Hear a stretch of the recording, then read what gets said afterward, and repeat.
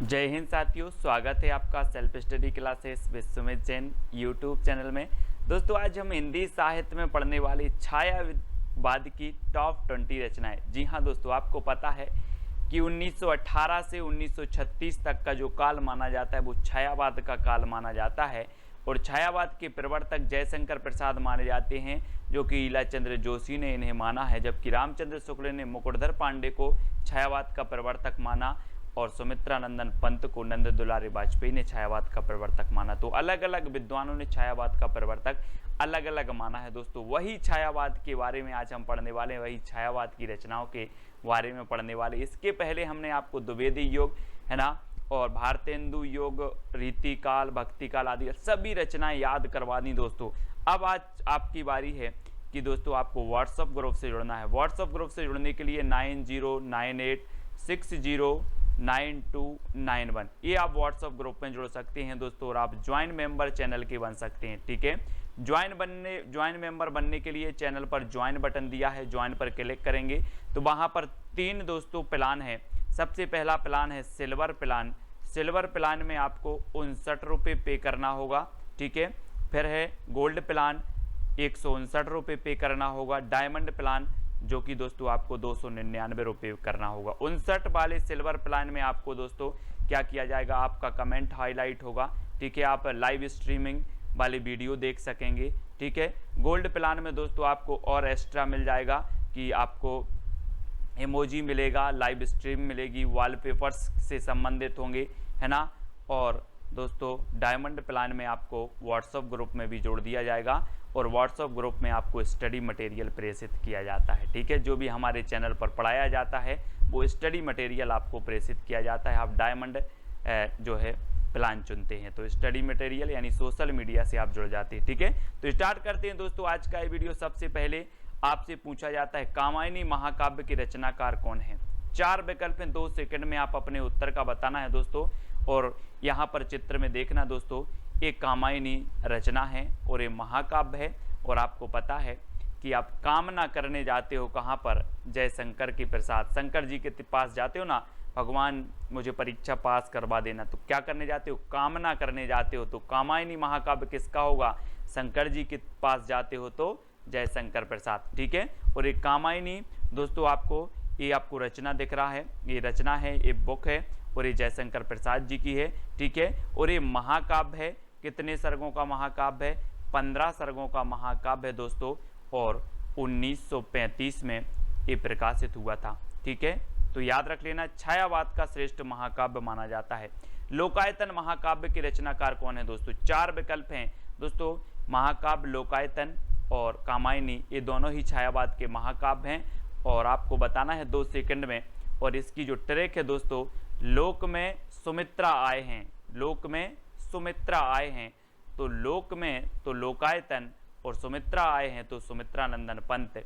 ये सुमित्रा नंदन पंत का महाकाव्य माना जाता है दोस्तों लोकायतन। ठीक है, यानी बी नंबर आपका सही हो जाएगा। आपको ट्रिक याद रखनी है, लोक में सुमित्रा आए हैं, लोक से लोकायतन और सुमित्रा से सुमित्रा नंदन पंत। ठीक है, पल्लव के रचनाकार कौन है दोस्तों। 4 विकल्प हैं, जब तक मैं आपको बता दूं कि जो पल्लव है इसे छायावाद का घोषणा पत्र, छायावाद का मैनिफेस्टो कहा जाता है। पंत जी की प्रसिद्धि का आधार भी कौन सा है, पल्लव ग्रंथ है। और ये किसकी है, पंत जी की है, सुमित्रा नंदन पंत। और इन्हें प्रकृति का चेतेरा कवि भी कहा जाता है ना, प्रकृति का सुकुमार कवि, प्रकृति का चेतेरा कवि।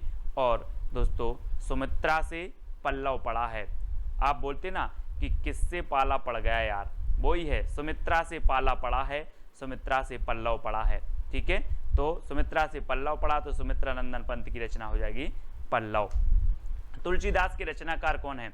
4 विकल्प हैं, जयशंकर प्रसाद, सुमित्रा नंदन पंत, निराला, महादेवी वर्मा। और आपको पता है दोस्तों तुलसीदास एक श्रेष्ठ कवि हैं और तुलसीदास रचना भी है, तो तुलसीदास निराला कवि है, तुलसीदास निराला कवि है। तो तुलसीदास तो निराला कवि है ही दोस्तों, और तुलसीदास जो रचना है ये भी निराली रचना है, यानी कि निराली से और निराला से आपका निराला सा नंबर सही हो जाएगा। आपको याद रख लेना तुलसीदास निराला कवि है। ठीक है, तो ये तुलसीदास रचना निराला की हो जाएगी। ठीक है, अगला है दोस्तों राम की शक्ति पूजा की रचनाकार कौन है। बहुत ही बढ़िया रचना है और मोस्ट इम्पॉर्टेंट है दोस्तों। और राम की शक्ति की पूजा कौन करते हैं? निराले व्यक्ति करते हैं, है ना। या फिर राम की शक्ति पूजा निराली है, राम की शक्ति पूजा निराली है, राम की शक्ति पूजा निराले व्यक्ति करते हैं। तो राम की शक्ति पूजा के रचनाकार कौन होंगे? कौन होंगे? निराला, यानी कि जो सा नंबर है वो आपका बिल्कुल सही हो जाएगा। यामा के रचनाकार कौन है दोस्तों? यामा, जैसे कि 1982 में ज्ञानपीठ पुरस्कार मिला था दोस्तों। और आपको पता है कि आप बोलते ना या माँ बोलते किसे? महादेवी को, महादेवी को माँ बोलते हैं। तो ये यामा भी रचना किसकी हो जाएगी? महादेवी वर्मा की हो जाएगी। ठीक है, याद रख लेना। छायावाद की श्रेष्ठ कवित्री हैं दोस्तों, इन्हें आधुनिक मीरा भी कहा जाता है ना। आधुनिक मीरा किसे कहा जाता है? तो महादेवी वर्मा को, है ना। और चित्ररेखा के रचनाकार कौन है? 4 विकल्प हैं, 2 सेकंड है दोस्तों आपके, और आपको बताना है।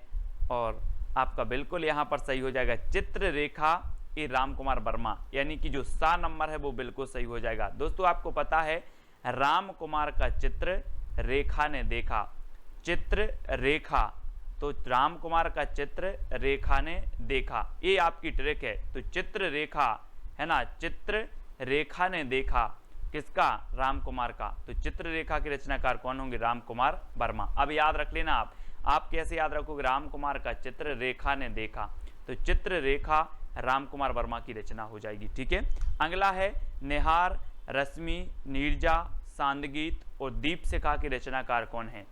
4 विकल्प आपके पास, जयशंकर प्रसाद, सुमित्रा नंदन पंत, राम कुमार वर्मा, महादेवी वर्मा।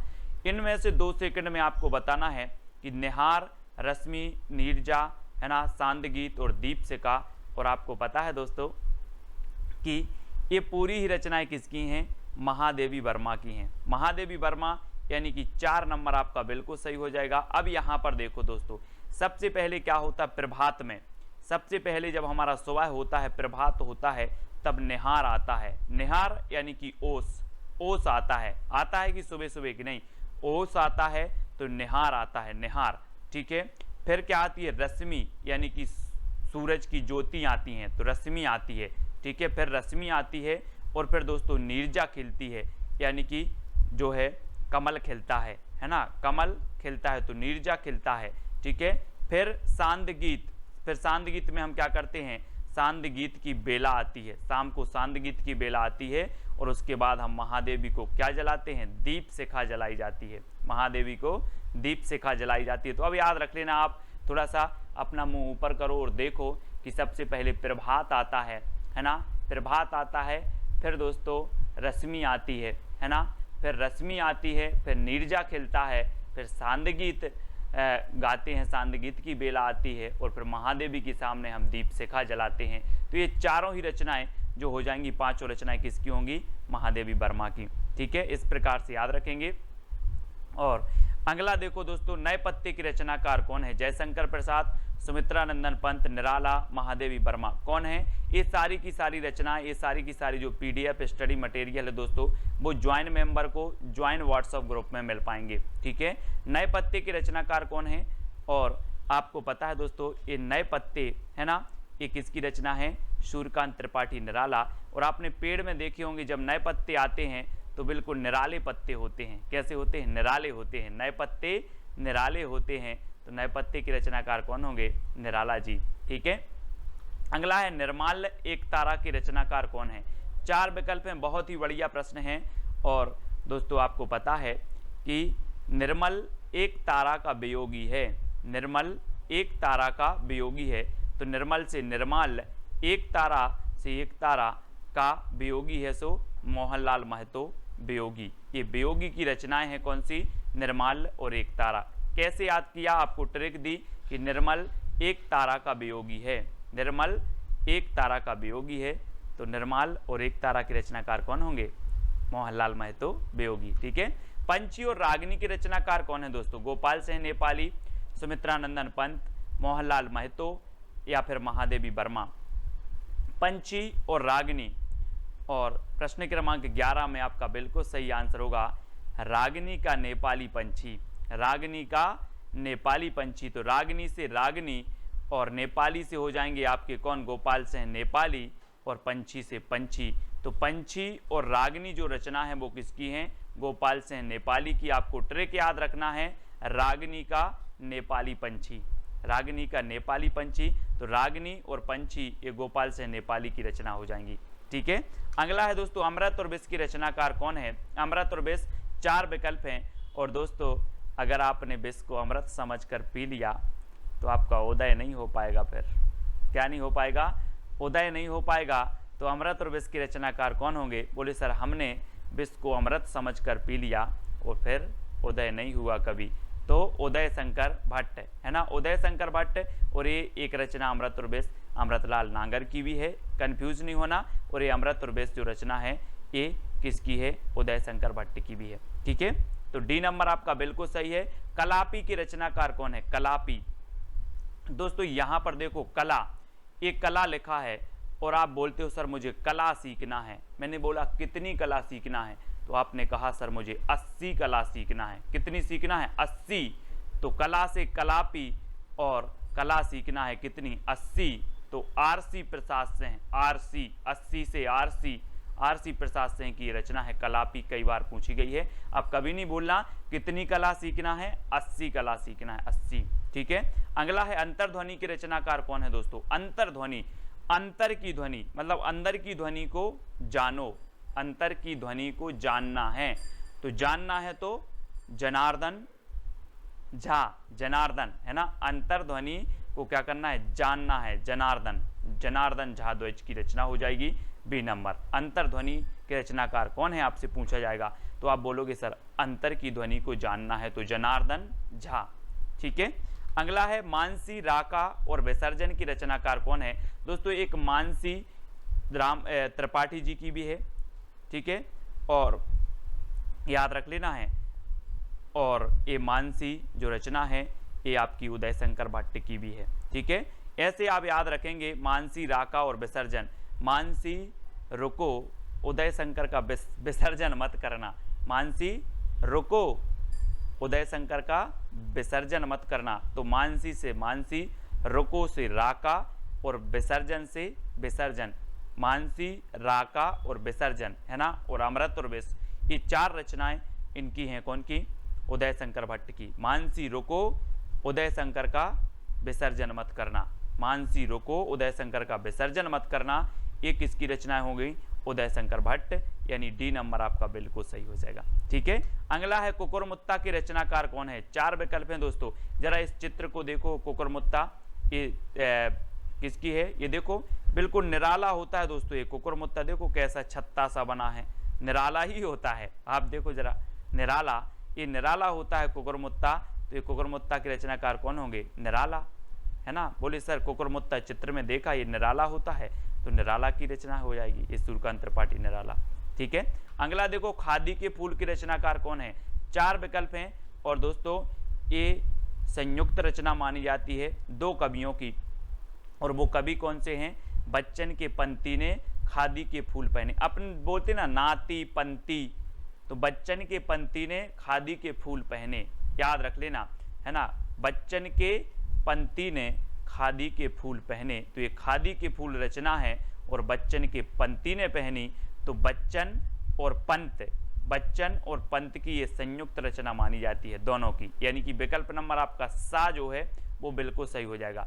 खादी के फूल बच्चन के पंती ने पहले है ना, बच्चन के पंती ने खादी के फूल पहने। ये ट्रिक है आपकी। तो खादी के फूल जो रचना है ये बच्चन और पंत की हो जाएगी। ठीक है, इसको आप याद रखेंगे। अगला है करुणालय और आंसू की रचनाकार कौन है? दोस्तों आपको ट्रिक कौन सी अच्छी लगी है वो आप बता देना। और आप ज्वाइन व्हाट्सएप ग्रुप से ज्वाइन होना चाहते हैं है ना, जुड़ना चाहते हैं तो आपको चैनल के ज्वाइन मेंबर बनना पड़ेगा। ज्वाइन मेंबर का अलग से व्हाट्सएप ग्रुप है और जो है सब्सक्राइबर मेंबर का अलग से व्हाट्सएप ग्रुप है। ठीक है, तो ज्वाइन मेंबर को विशेष जो है यहाँ पर स्टडी मटेरियल प्रेषित किया जाता है दोस्तों, और सब्सक्राइब मेंबर को टेस्ट आदि बहुत सारी चीज़ें करवाई जाती हैं। तो आप ज्वाइन मेंबर बनना चाहते हैं तो चैनल के ज्वाइन बटन पर क्लिक करें और वहाँ से आप कुछ राशि पे करके जो है ज्वाइन मेंबर बन सकते हो। करुणालय और आंसू की रचनाकार कौन है? दोस्तों आपको पता है कि करुणालय आंसू, करुणा के आंसू हम पढ़ते ना, करुणा के आंसू शंकर जी के सामने करुण के आंसू, ऐसे लिख लो, शंकर जी के सामने करुण के आंसू बहाते हैं, करुणा के आंसू बहाते हैं, करुण से करुणा कर दो, करुणा के आंसू बहाते हैं, किसके सामने? शंकर जी के सामने। तो शंकर जी यानी कि जयशंकर प्रसाद, वैसे तो करुणालय और आंसू सभी को पता होगा,